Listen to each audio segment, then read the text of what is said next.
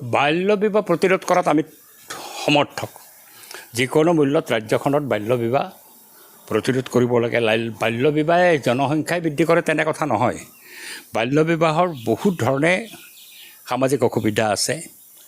মানুহৰ স্বাস্থ্যৰ প্ৰশ্ন, মহিলাৰ স্বাস্থ্যৰ প্ৰশ্ন, আৰ্থিকভাৱে সাংঘাতিক বজা সৃষ্টি কৰাৰ প্ৰশ্ন, জনসংখ্যা বৃদ্ধিৰ প্ৰশ্ন, এই সকলো প্ৰশ্ন বাল্য বিবাহৰ লগত যুক্ত হৈ আছে আৰু বাল্য বিবাহ কঠোৰভাৱে বন্ধ কৰিব লাগে।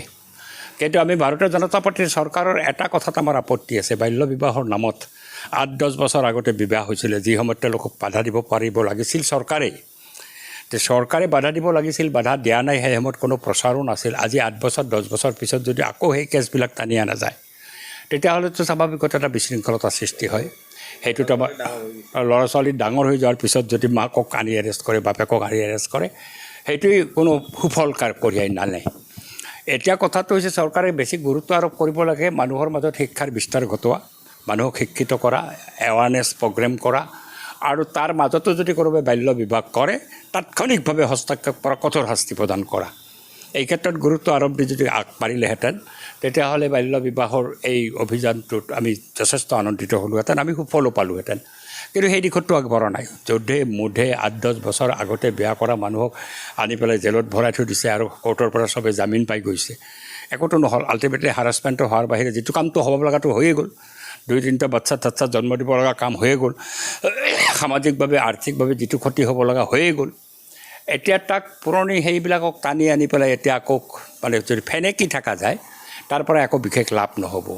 2 নম্বৰ কথাটো হৈছে বাল্য বিবাহৰ ক্ষেত্ৰতো এটা ধৰ্মনিৰপেক্ষ দৃষ্টিভংগীৰে আগবাঢ়িব লাগিব। এটা নিৰ্দিষ্ট অংশৰ মানুহক টাৰ্গেট কৰি পেলাই যদি বাল্য বিবাহ প্ৰতিৰোধ কৰিবলৈ যোৱা যায় আৰু আন এটা অংশ য'ত বাল্য বিবাহ সচৰাচৰ হৈ থাকে তাত কোনো ধৰণে নজৰদাৰী কৰা নহয় আৰু তেওঁলোকে যদি ৰেহাই পাই যায়, তেতিয়াহ'লে সমাজত এই অভিশাপটো আঁতৰ হ'ব নেকি?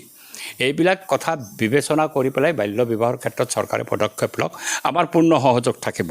কিন্তু যিটো দৃষ্টিভংগীৰে তেওঁলোকে পদক্ষেপ লয় বা যিটো দৃষ্টিভংগীৰে আগবাঢ়িছে, সেই ক্ষেত্ৰত আমাৰ স্বাভাৱিকতে কিছু সমালোচনা আছে।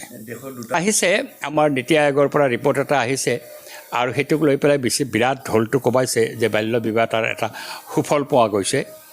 কিন্তু সুফল পোৱা গৈছে এইখন চৰকাৰৰ দিনতে, কিন্তু নীতি আয়োগে এই কথাটো কৈছে প্ৰসূতি মৃত্যুৰ হাৰ কিন্তু আমাৰ ৰাজ্যখনতে আটাইতকৈ বেছি। এইটো কেনেকৈ হৈছে? প্ৰসূতি মৃত্যু, শিশু মৃত্যু জন্মৰ লগে লগে এইটোত আমি একেবাৰে গোটেই দেশখনৰ ৰাজ্যবিলাকৰ ভিতৰত পিছ পৰি আছোঁ। কিয় হৈছে এইটো?